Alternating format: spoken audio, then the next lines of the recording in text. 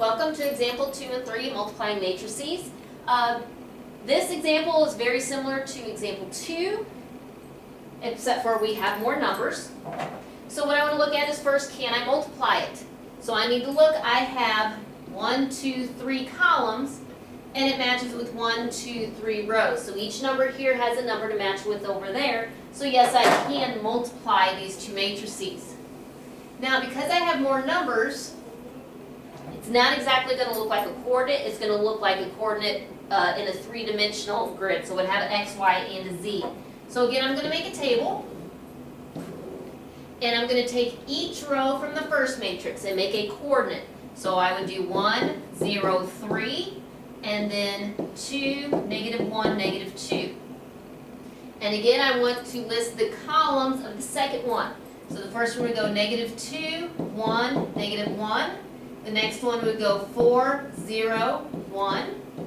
And then the last one is 2, 0, negative 1. So the last one we just had two numbers by two numbers. What we're going to do is we're going to multiply each three of these corresponding numbers and add all of them up to get one answer. So I start with 1 times negative 2, which gives you negative 2. 0 times 1, which gives you 0. 3 times negative 1, which will give you a negative 3. So negative 2 plus 0 plus negative 3 would give me negative 5. Multiply this one to each of those as well. So 1 times 4 would be 4. Plus 0 times 0 would be 0. Plus 3 times 1 would be 3. So that would give me 7. Then this one times the last one. So it would be 1 times 2, which would be 2. 0 times 0, which would be 0. 3 times negative 1, which would give me negative 3. So 2 plus negative 3 would be negative 1. Do the same with this one down here. So 2 times negative 2 would be negative 4. Plus negative 1 times 1 would be negative 1. Plus negative 2 times negative 1 would be 2. Negative 4 plus negative 1 is negative 5. Plus 2 would be negative 3. Take this one times the one up there. So 2 times 4 would be 8. Plus negative 1 times 0 is 0. Plus negative 2 times 1 would give you negative 2. So that gives me an answer of 8 plus negative 2 is 6. Last one, 2 times 2 would be 4. Plus negative 1 times 0 would be 0. Plus negative 2 times negative 1 would be 2. So that ends up with an answer of 6. Again, I want you to write your answer in matrix form. So it's going to be in the exact order and placement that you see on this grid. So it would be negative 5, 7, negative 1, negative 3, 6, 6.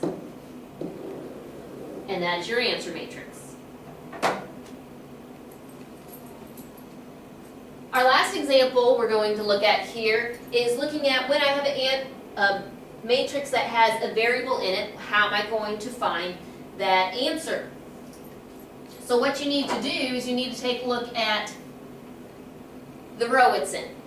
You don't have to multiply everything through on the matrix because we already know what most of the answers are. I just need to take it and multiply to one of the columns. So if I take this coordinate of negative 1x, I can multiply it to either one of these columns, which I'm just going to go ahead and take the first column of negative 3 and negative 4.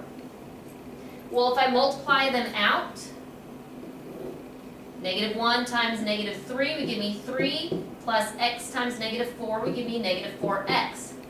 Only thing I'm missing is what it equals. So what we need to look at was this was the first row, first column. So that means my answer for this should be the number that's in the first row, first column, which in this case is a negative 9. So my equation would have to be 3 plus negative 4x equals negative 9. And then I solve that out. So of course I subtract the 3 and have negative 4x equals negative 12. Divide by negative 4. So x equals 3. And that's our last example, but hang on because I want you to try or at least start a problem.